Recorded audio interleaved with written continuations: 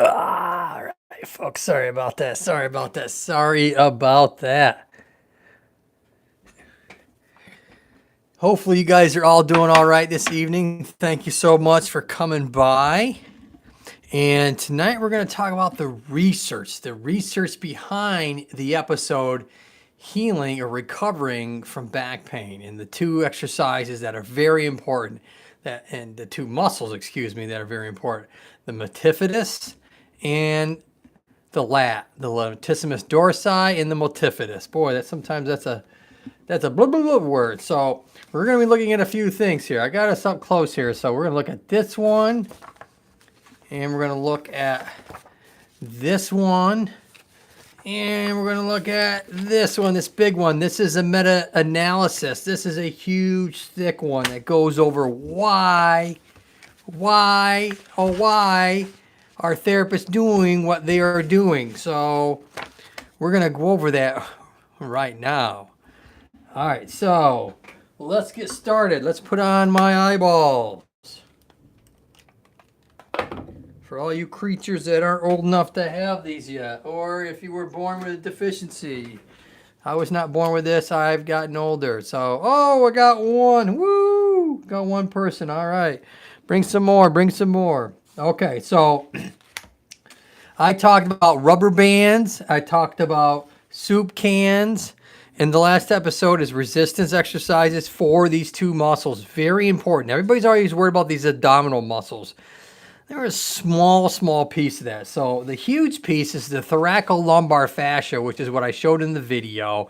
And that basically is that thick tissue that runs from the back side of your lower back, and the multifidus as well as your latissimus dorsi and that multifidus piece, they all attach into that.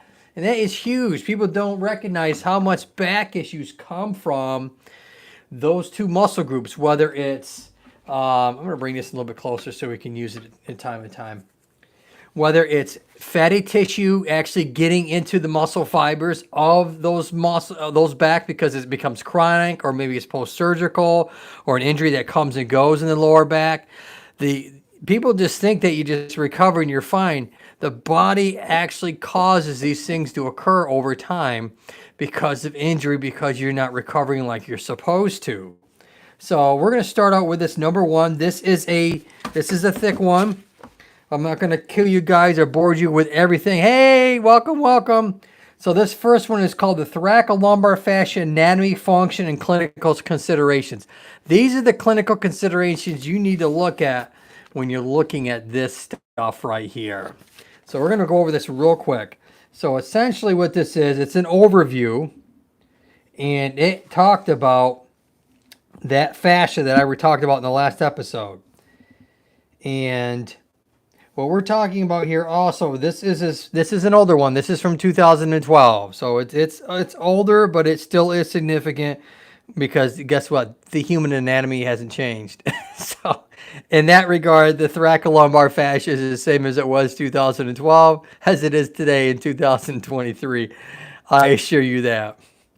So what they did in this particular study is they looked at, and like I said, this was a meta-analysis, and they said, okay, people who are having low back pain and were having chronic low back pain, they did some CT scans. So this is an axonal plane. So basically, if you look at the plane, they looked at that. So this was that particular plane that they looked at there.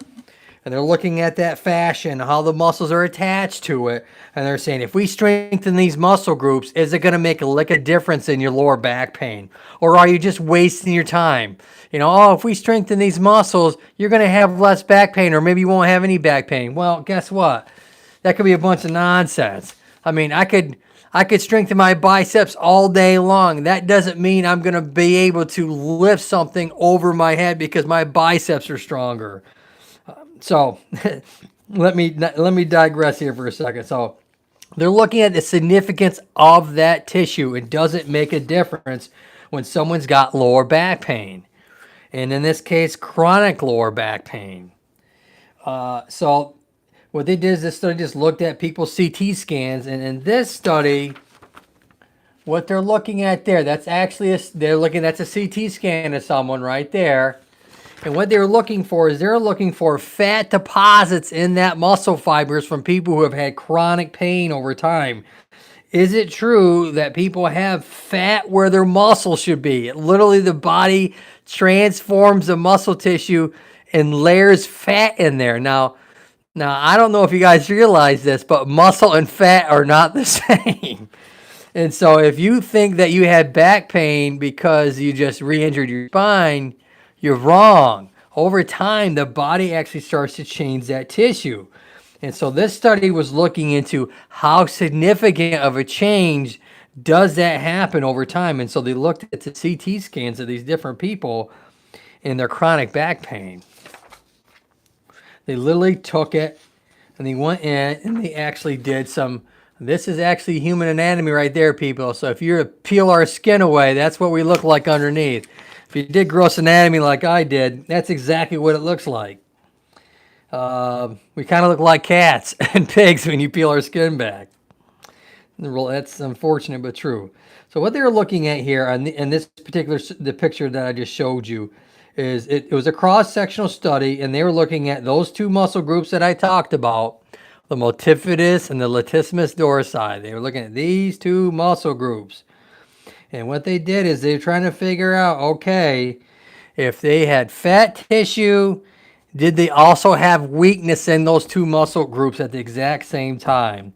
So that's what they were looking at. They were looking at, okay, if you had those two muscle groups were still large and thick, but you had fat tissue in there, okay, then obviously you would then say that muscle fibers and fat tissue would have nothing related to one another. That's what they were looking at. They were like, is there any relationship between the two? And they did find out, yes, there is a relationship between the two. When you have more fat in that tissue, then and then the muscles around that area are gonna be smaller. They're gonna be atrophied. They're gonna be shrunk. They're gonna be smaller. And that's compounding on top of the lack of activity that you're doing because you're in pain in the first place. I'm gonna lower this down so I can a little bit closer to the microphone. So here they are again. They're looking at this study now. Okay, so this is a meta-analysis. What I mean by that is they are doing, in this case, I think it was 50 different studies done on this. So 50 different research studies done over a 10-year period, all coming together to see if over 10 years, with all the different peer-reviewed studies done, is it true what they're saying is true, or is it just, you had a lot of insignificance, or if you had a lot of like inconsistencies between them. So as I can show you, this is a pretty thick one. So I'm going through it fairly fast for you all so that you don't get bored out of your mind.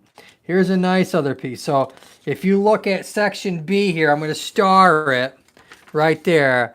That section B right there, that is the multifidus. That's the multifidi, if you can look at each segment, or the multifidus when you look at the entire segment. So it literally is attached to the spine. And guess what happens when fat tissue gets in there and the muscle shrinks? You have a lot more movement than you should. So those muscles are running up and down the vertical part of the spine on an angle. So they're kind of running like this on an angle. So the reality is they do this motion, this kind of rotation and lateral flexion, what we call. So they kind of keep everything nice and stable. And guess what happens when something's shrunk and it's painful and it's got fat tissue in there? You're going to get a lot more movement within the joint space, which is what that's going to do. It's going to wear down the disc more. It's going to wear down the joints more on the backside. It's going to cause a lot more facet joint inflammation. You're going to have inflammation from the body of the vertebrae. And then the disc is just going to get pounded on. So if you have naturally occurring degenerative discs, like everybody does when you age, when I've talked about that in a couple of my different videos, this just compounds that. And all of a sudden you get a diagnosis of, oh, my MRI said I have degenerative disc disease, and that's where all my problems coming from. Wrong. That's literally not looking, what's the phrase? Looking through the forest, missing the trees, or something along those lines.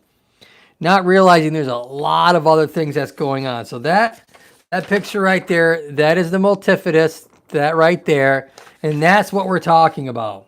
And we're talking about this fascia. This thing I'm circling right here and putting an arrow right there that you see that's the fascia, and you see all the muscles attached to that area.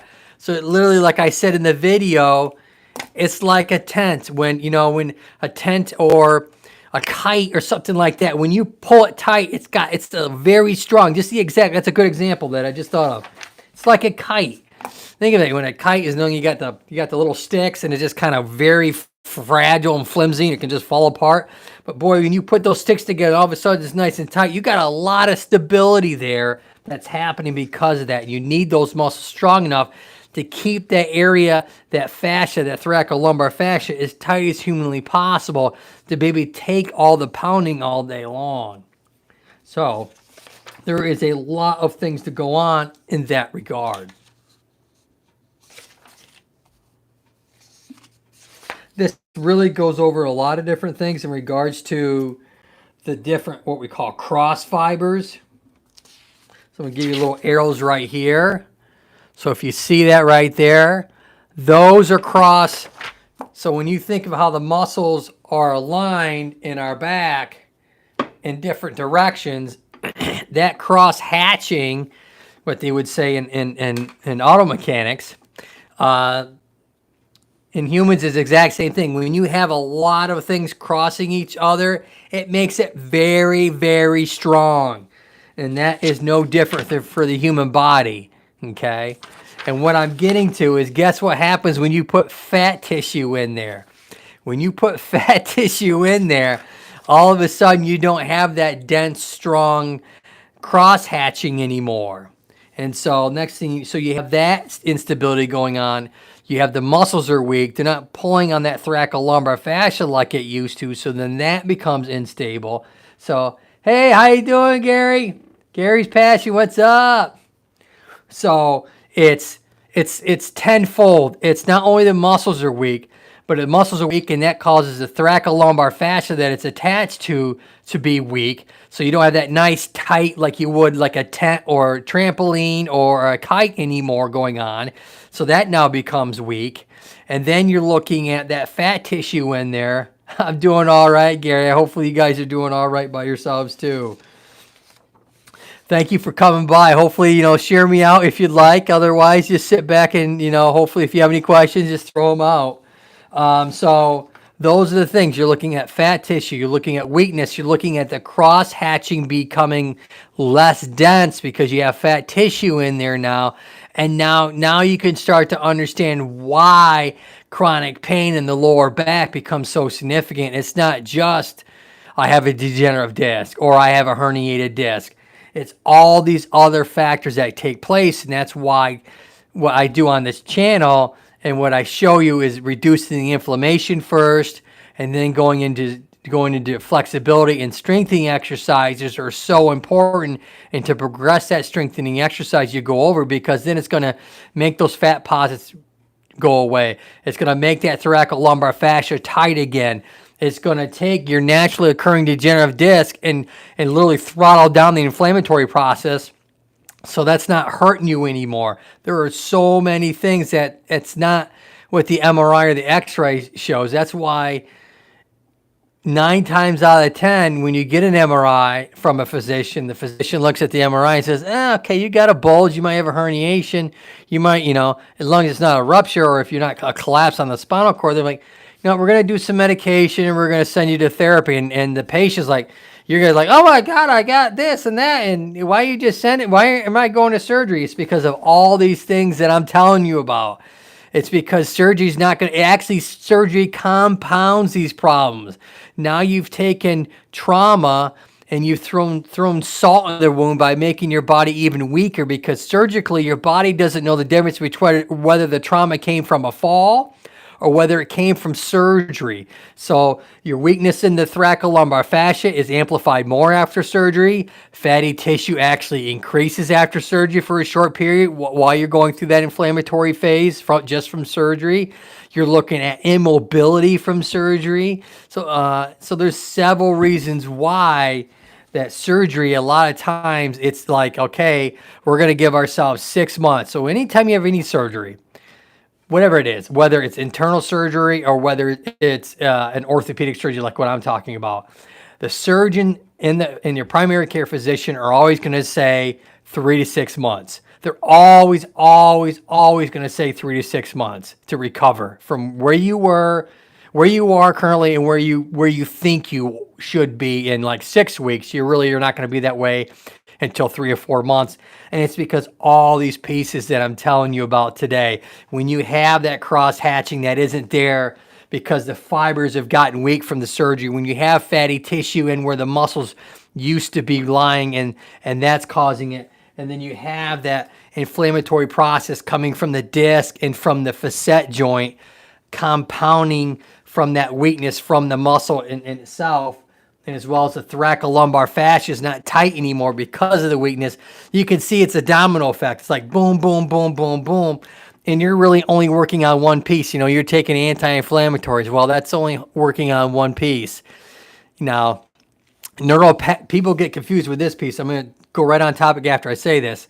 The inflammatory process, when we talk about NSAIDs, Advil that I talk about, ibuprofen, naproxen, Aleve, all those anti-inflammatories are only working on one mechanism of the body. So if you have any type of neuropathic pain going on, that doesn't do anything for it.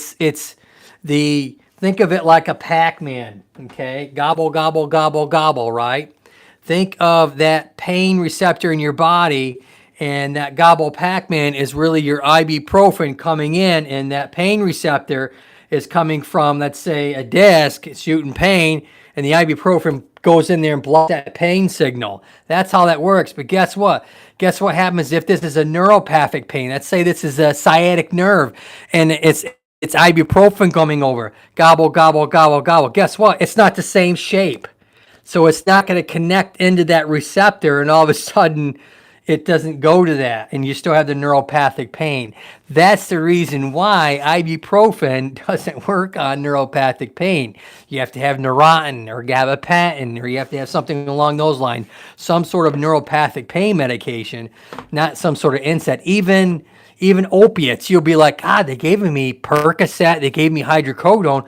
Why isn't my leg pain? It's better, but it still hurts. It feels like it's thick and nummy. That's because it's an opiate. It's not going to connect to that neuropathic nerve pain signal. It's only going to connect to, let's say, like bone pain or the surgical pain receptor. So without going into organic chem and everything else that has to do with receptors, but that kind of gives you guys an idea of why certain medications are given to certain things and why it's not like a blanket that you can do that for everything. It just doesn't, the human body doesn't work that way. I wish it did. It would be simple, right? I guess I would say, if anything, Tylenol is kind of like they carry over a lot of things. There was a study that was done probably at least 10 years ago now that talked about, they compared Tylenol and ibuprofen combined with I think it was I misspoke there. I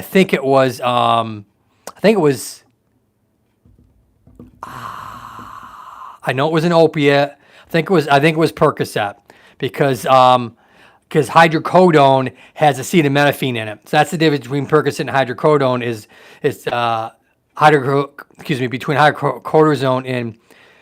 between hydrocodone, jeepers, and Percocet is that hydrocodone has Tylenol on it. Usually 320 is what it has in it on top of it. Percocet doesn't. But anyways, they basically came up with a study that said that ibuprofen and Tylenol has the exact same effects as Percocet. So there you go. Without all the other side effects that comes with an opiate. So there you go. You can basically you can take that to the bank. You could probably look that up on a Google, probably Scholar, is probably going to have. You might be able to Google search itself, but you can look it up and just look up and type in ibuprofen and what did I say? Well, actually, was it Yeah, it was ibuprofen. It wasn't Advil. It was ibuprofen and Tylenol compared to just put in like opiate, and you'll see the exact same studies that I'm talking about. They did a bunch of studies on it to compare opiate versus non-opiate medications, and they found out that it's just as effective as the stupid opiate drug. So there you go. You don't even need to go get your opiates. You just combine those two, because what happens is those two medications. Boy, I'm really getting off topic. I apologize. Those two medications, the ibuprofen and Tylenol, work separate on one another in your body, because Tylenol is dissolved and processed through the liver, and ibuprofen and other NSAIDs are processed through your kidneys. And so, not only can you have a higher dosage of that because it's processed in two separate organs, but it's more effective than opiate, or just as effective. I'm not sure it was. I think some studies said it was. I think some studies said it was more effective, and I think other studies said they were just comparable with one another. So, anyways, back to what I was talking about. So I'm gonna peel through almost like 90% of this, because now they're talking about the different paraspinal muscles along the spine, and really what I wanted to talk about was the latissimus dorsi attached to the thoracolumbar fascia and the multifidus muscles. Those are the two most important things. But they go in here, the paraspinal muscles that run up and down the spine. Literally, they kind of branch out. They're what we call, there's three layers to the back. I think three layers. There's the superficial that we can all touch every day, and then there's the mid, and then there's the deep. And in school, what we call them, we call them the deep, and the deep. Kind of give you an idea of how the layers, and as you go in deeper, they start to cross hatch like that, and that's why you get a stronger. Think of a spider's web, right? There's a reason why a spider has all these different things crossed, because it's a lot stronger structure than just having things going up and down or just sideways. When you have a lot of different things crossing, it becomes a very strong, stable, secure place. And so in this case, that's how our muscles are in there. And essentially think of if my hand was a muscle. If you guys ever gone hunting at all, sorry for any of the PETA people here, but think of this red thing as what we call fascia. So it lines the muscles as well as our whole body. But what it does is that fascia allows the other muscle groups to glide that aren't in the same angle. They might be completely at a different angle this way, and it allows those muscles to glide on one another. Is that white, thick, what we call fascia. And that's why it's so important in this area, because it really does attach, and those muscles attach and pull on that. So, and if it doesn't pull on it, it's not very strong. And if it's not very strong, it becomes unstable, and then everything else, it's just a cascading effect that happens there. So anyways, this study was huge. And like I said, it was a meta-analysis. It's a decent one. It really does say that essentially the thoracolumbar fascia does exactly what I said in the last video. It actually is a main proponent of stabilizing your lumbar spine, not just your abdominal muscles, that everybody talks about through the years. That was one thing that was probably a real miss. I mean, it does. Don't get me wrong. You need to have strong. Oh, anyways. How would I rank this 1 to 5? I'll rank this probably a 4, because it's a huge meta-analysis. It does justify and give a lot of credence to that thoracolumbar fascia, as well as the multifidus muscle in the latissimus dorsi. So it really does, and it's a huge study. It's been around for, like I said, from 2012. It's a really good one. So anyway, those exercises I showed you target that stuff, and so it's kind of like, why is he even doing these things? It's because the research said so. It's not because it's the latissimus muscle or the multifidus muscle is on the spine, we should strengthen it. Well, that doesn't mean anything. You got to have the data behind it to really justify it. So our next one here, I'm going to compare here, is comparison of the multifidus degenerative disc disease in the lumbar spine with scoliosis and disc herniation. So this is this is another huge one. So if you're talking about someone who's got scoliosis, which, not all of us have, obviously. A lot of us do slightly, very slightly have a curve to us.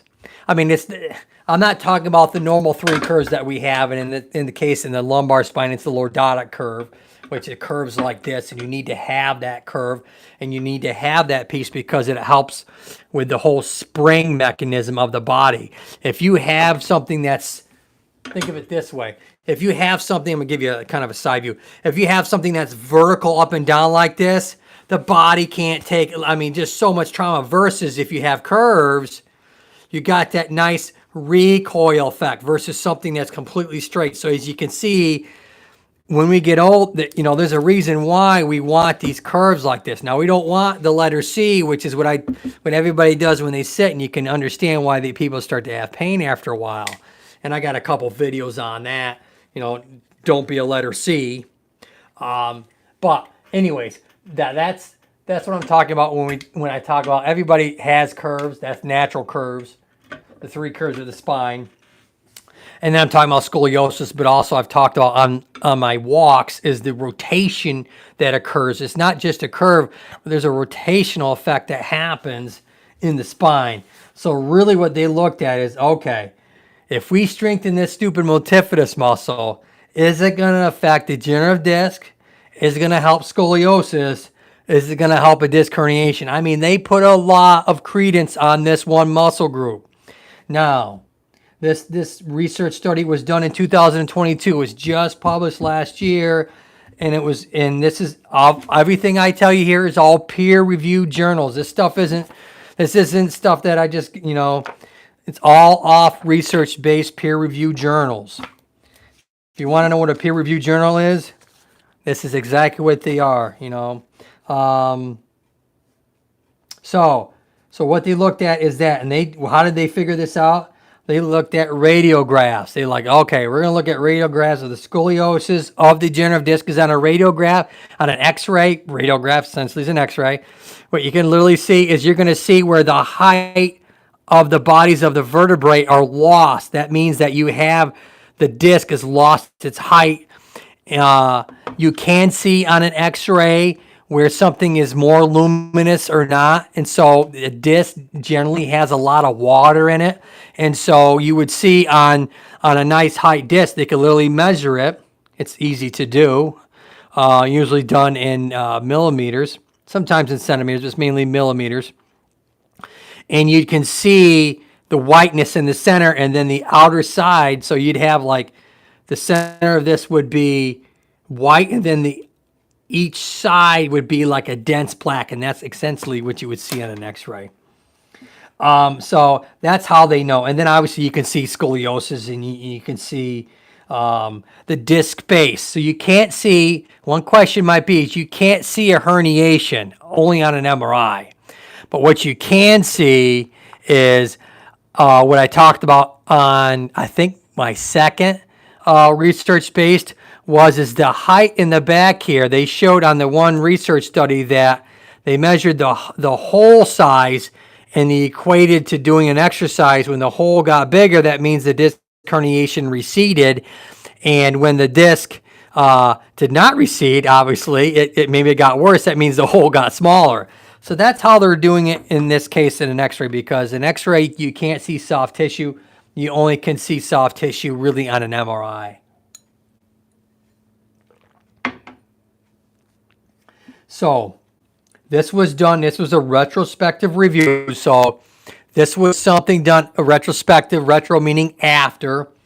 So it was 24 patients with scoliosis, 26 patients with lumbar disc herniations in a third hospital, a medical center from 2017 to 2021.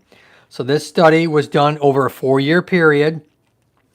Patients were divided into scoliosis group and herniated disc in a lumbar disc herniation. Okay, they did do the MRI fatty infiltration rate, so they did do that. So they looked at the multifidus with the fatty infiltration rate. They looked at strength of the back muscles were calculated by doing some muscle conditioning, and they did some muscle testing. they actually did multifidus biopsy samples obtained during surgery in the affected L4, L5 disc. So what they did is they looked at these people, the ones that went and had disc herniations, and when they went in and did the surgery, they looked at to see how much fatty infiltrate was there in the multifidus. Because you got to go through the multifidus to get to the disc. So that's very cool. So this is a very strong study. This just wasn't X-ray. This wasn't just MRI. They actually did biopsies on these people to see, okay, if we strengthen the multifidus, will it make a difference with people? Here are the results. So, like I said, they separated out the two. There was no significant difference was found between the affected and the unaffected lumbar disc herniation groups. There was a positive correlation between the FRI, okay, this is the fatty infiltrate, this is the fat that got infiltrated in that muscle group, okay. The biopsy staining results showed that both two groups were found the existence of rimmed nuclei aggregation and abnormal enzyme activity, indicating that the scoliosis and the lumbar disc herniation may be associated with myogenic disease. So when they talk about fatty tissue, they're talking, when they kind of categorize it as what they call myogenic disease, to where you have fat infiltrates in that muscle group. So both groups had fatty infiltrates in the multifidus, the scoliosis people and the lumbar disc herniation people. They said, in conclusion, the scoliosis patients showed a more seriously fatty infiltrate than the lumbar disc herniation. Okay, that doesn't surprise me. The lumbar disc herniation patients, then the lumbar disc herniations. Okay, and rare pathological findings were found in both diseases. So they didn't find any like cancer or anything like that in there.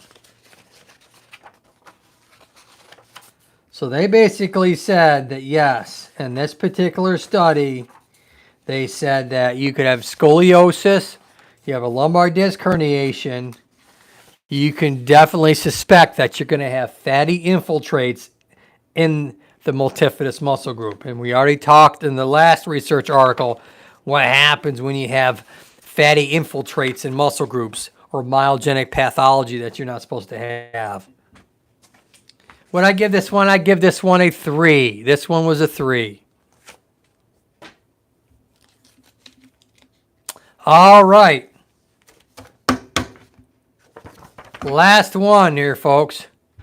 This is thoracolumbar and lumbar pelvic spine alignment during the barbell back squat. So this is the barbell back squat. So think of this as basis on function. Any type of squatting, any type of bending, this is going to be comparable to those movements. And guess what? When you bend forwards, when people have back pain when they bend forwards, does their back hurt? The answer is yes. So this study was done in 2023. So this just came out. This is hot off the press. This looked at comparison between men and women. So if you're a them or they, I don't know. Observational cross-sectional. So this was a cross-sectional because obviously it was between men and women, and then it was observational. So this isn't a retrospective. This isn't a longitudinal study. This isn't a what's the other words I'm looking for? Multifactorial study. This is observational. So they were observing these people doing these things. So the method, the competitive power and weightlifters were recruited to perform 3 repetitions of barbell back squat exercises during a load equivalent of 70% of their 1 rep max. Spinal alignment and range of motions were measured using basically goniometric measurements of the thoracic, lumbar, and sacral spine. Data was presented descriptively in comparison between men and women, as well as the spinal alignment, and 4 different positions were done with factorial repeated measures analysis. So let's see if they have a picture in here of the actual movement. I'm hoping they do. I'm hoping they do. I'm hoping they do. Do they, do they, do they, do they? Do they, do they, do they? I'm not certain. No, they didn't. No, no. Okay. That's already a partial dud for me right there. They should have put a picture in there since their whole study is about this one movement. Shame on them. So the age groups of this was between the ages of 25 and 30 years old. And the weight was between, this was in kilograms, 72 to 84. All right. And they basically did a 1 rep max of a bell squat in 3 different positions, up, middle, and low. This investigation and what they looked at is spinal alignment during barbell squats and experienced male and female powerlifters. During the squat, spinal alignment was adjusted in all 3 planes. We already talked about that. Lordosis in the upper lumbar spine, which is T11 to L2. So they're looking at this spot right here. T11, L2, that's what they're looking at right there. And they said decreased among all participants from habitual postural start position. And the lower spine, L2 to S2, okay, which is right down here. S2 is this second notch right there. Let's get you right here. That's the second notch of L2. Excuse me, S2, L2, S2. Okay. And they basically said, all right, the difference in spinal alignment are consistent with the results of a study showing that with both a wide and narrow stance with the lumbar spine adjusted to a less lordotic alignment when you're doing this barbell is placed on the shoulders, it is reasonable to hypothesize that the participant's adjustment to their spinal alignment in order to cope with the load and keep the combined body and barbell gravity within the base of support. So that means so they don't fall over.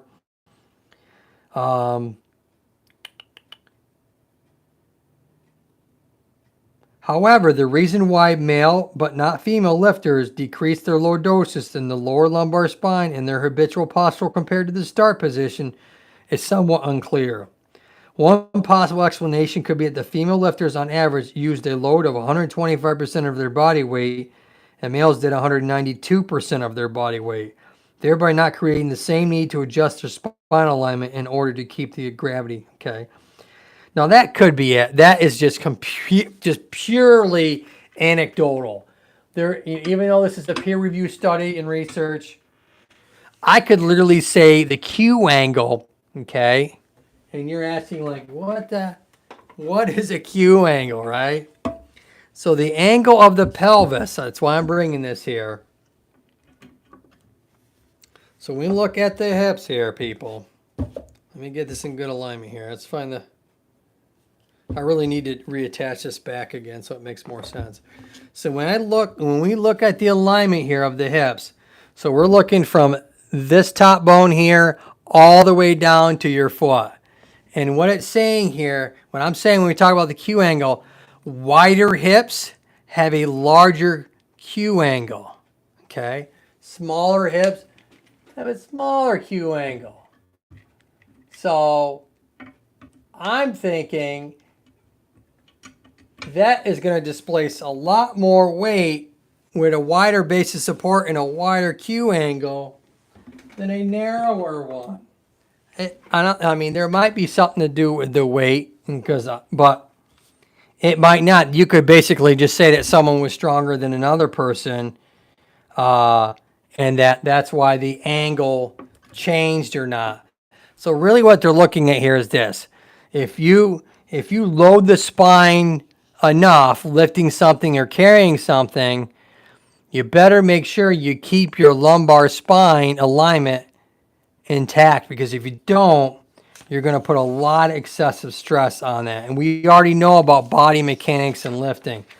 This is just revising of when you lift. This went into more details of, okay, what happens to that spinal alignment. We all know that lifting something incorrectly can hurt ourselves, but this kind of drilled down even further into say, okay, what happens to the actual alignment of the spine? And in this case, they split it up between males and females within certain age groups and had them lift that. And lifting, having weight on them and having them squat in those different positions.